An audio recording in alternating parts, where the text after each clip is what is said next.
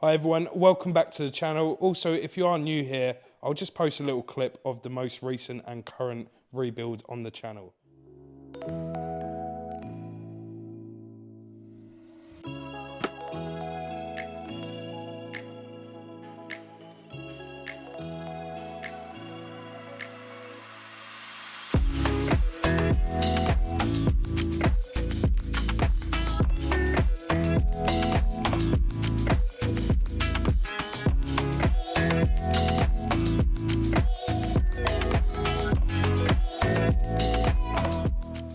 So now you're up to date. So like you know, last week I did the interior on the Audi A1, nearly got it finished, but like you know, I got sent the wrong airbag for the steering wheel. So today's video, we're back on with the Audi A1. I need to get stripping all that damage on the exterior. First thing I'm going to do, I'm going to get the car on axle stands because I need to remove the wheels so I can get the arch liners out so I can get to the bolts for the bumper. Obviously not the passenger side. As you can see, it's already ripped off, but I've got to get to the driver's side.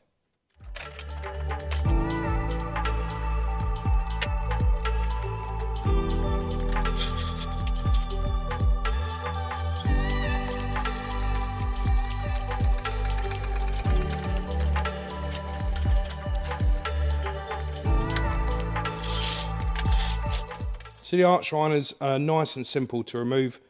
Loads of T25 Torx screws, and then 3 plastic trim clips at the bottom of the wings. You just push the middles in, then the clips will pull out.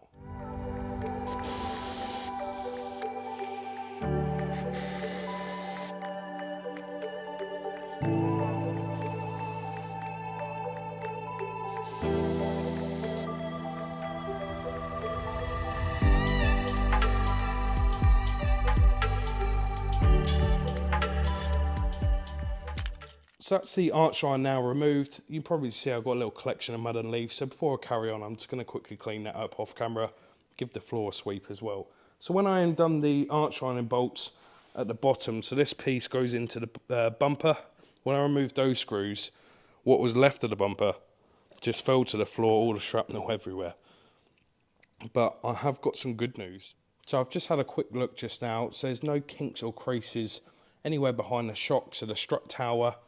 Same on the chassis leg as well on the outside, obviously. I haven't looked on the inside yet. And same and underneath.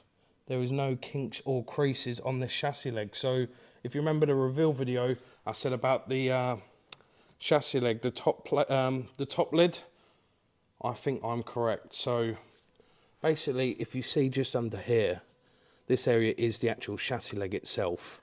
That is all nice and straight. What's curled over is the top lid, which is replaceable. It's spot welded on, which obviously I'll leave to the body shop. That piece, I'm sure it was around £70 from Audi. And obviously the end cap, as you can see, it's just curled over. So that will either be straightened, that one, or replaced. But the top lid will 100% be replaced.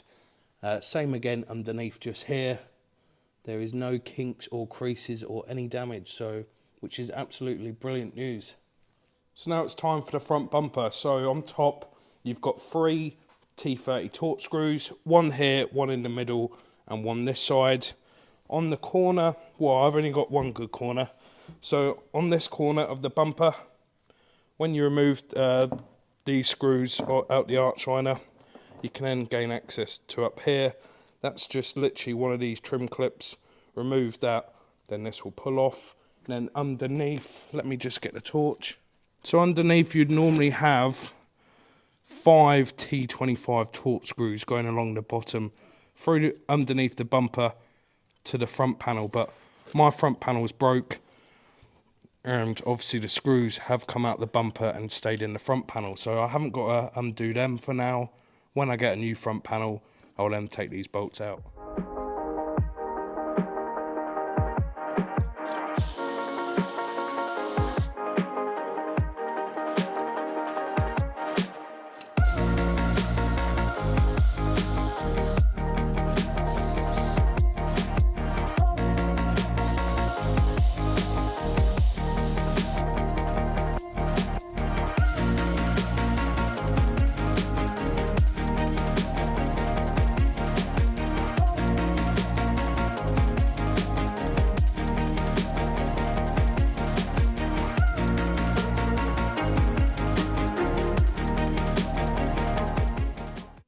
So the only things I can save off this original bumper is the driver's fog light and fog light grille, the tow eye cover, which is just here, and the driver's headlight washer jet cover.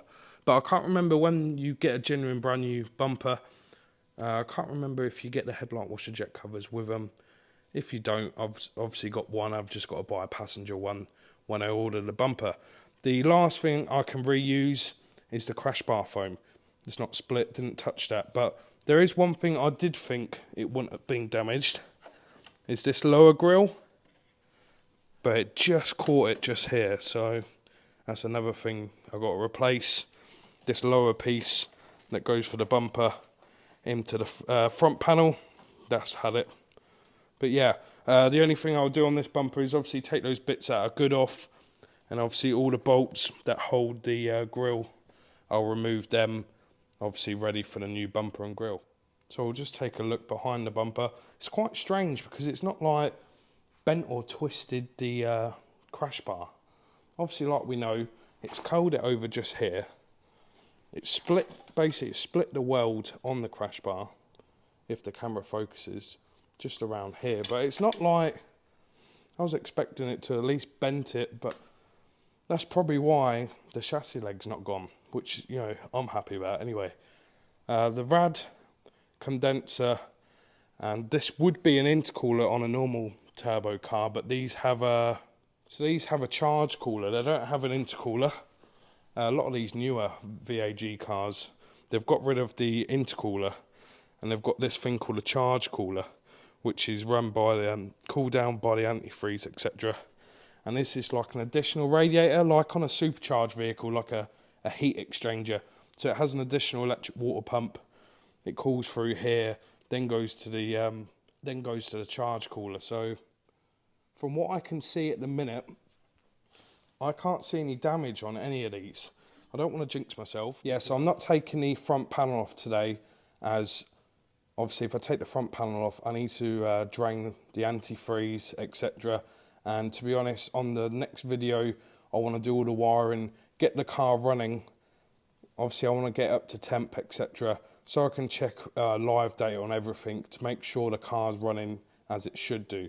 So I don't want to obviously take the front panel off to drain the coolant when I want to get the car up to operating temperature. But yeah, so what I can see for now, I can't see any damage on any of the rad, the condenser, or that additional heat exchanger at the bottom. And if I just, obviously this front panel's broke, if I just pull this, as you can see, I can't see any damage. Obviously I'll get a closer look when I remove the front panel, etc. in the next video.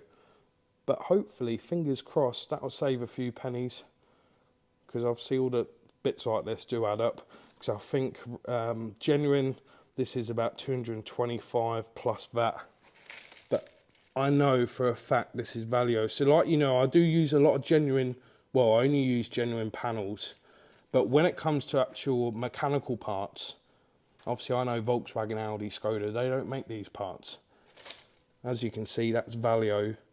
Well, with a Volkswagen sticker, but I would then go on Autodoc and buy a Valio, because I know obviously Valio made this one, and I think it's about £120. So I'd save myself over £100 just buying a Valio one when they make it in the first place. So even the horn's not broken. It has got so close to getting broke. As you can see, it's so close to the end of the front panel.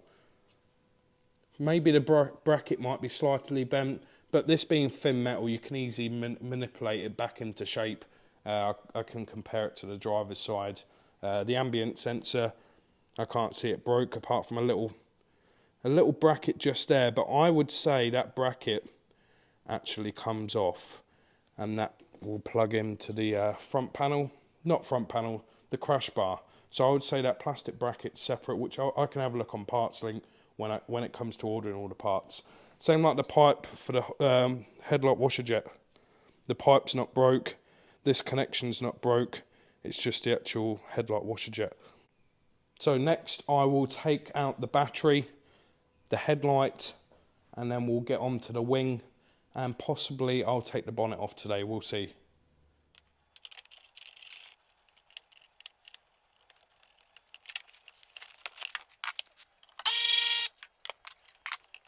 Battery's removed. I will remove the battery tray in a second. I just want to take the headlight out first. It's just Torx T30. You've got 3 on top. Second one and then the third one. You'd normally have one just here. But as you can see, that is just literally broke off.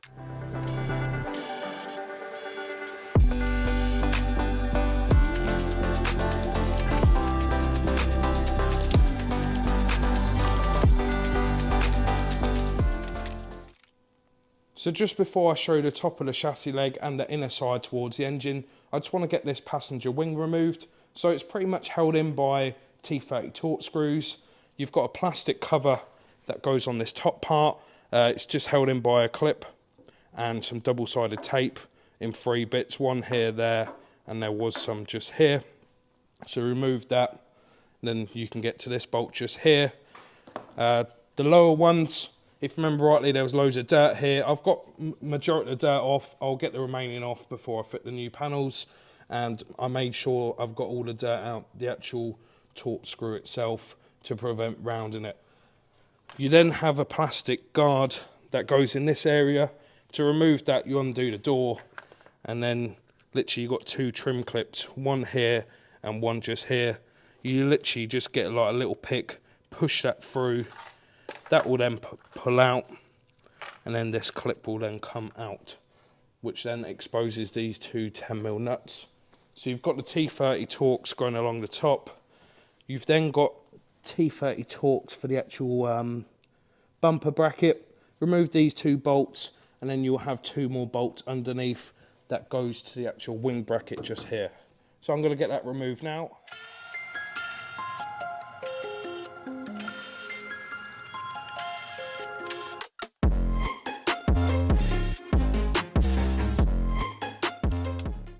More good news, behind the wing there is no damage at all, which is great news. Obviously, like we know, the wing didn't get hit towards the back, it was more towards the front. I would even say that wing bracket's not even bent, but obviously I'll get a replacement anyway from TPS. If I don't use it, I can return it, but we'll double check. Obviously when I get the replacement, we'll compare both of them together. So like you can see, there is no damage at the end of this section where the front panel goes in, but you can see how the front panel is twisted, but we know it's split at the bottom anyway. So it's time to show you the top of the chassis leg. So I'll try and show you the best I can with the wires still in place, but there is no kinks or anything. Here's a better view. So this is the inner side of the chassis leg. As you can see, it is nice and straight. I'll try and get a bit lower. Bear me a second.